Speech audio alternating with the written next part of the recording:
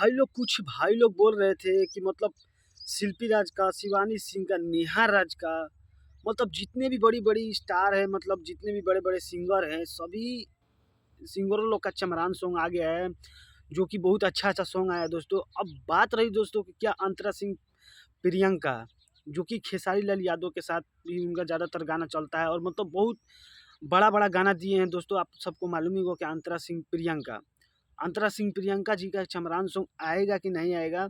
तो भाई लोग बता दूँ, ऐसा कुछ तो बात नहीं, अभी तक आया नहीं है एक भी दोस्तों, पर आएगा ना दोस्तों। आएगा तो आप लोग को खुद मालूम लग जाएगा और मैं खुद अपडेट दे दूँगा कि हाँ दोस्तों, अंतरा सिंह प्रियंका का भी चमरान सॉन्ग आ रहा है दोस्तों। और दोस्तों, ऐसा तो बात नहीं कि दोस्तों सभी कलाकार का आ चुका है, मतलब सभी शिल्पी राज, शिवानी सिंह, नेहा राज सभी का आ गया, तो अंतरा सिंह प्रियंका का भी प्रोजेक्ट आएगा दोस्तों। बस दोस्तों इंतज़ार करते रहिएगा ज़रूर दोस्तों, आएगा तो जब हल्का मचा देगा दोस्तों। तो भाई लोग सोचा कि क्यों ना आप लोगों को बता दिया जाए, तो कमेंट कीजिएगा भाई लोग ज़रूर।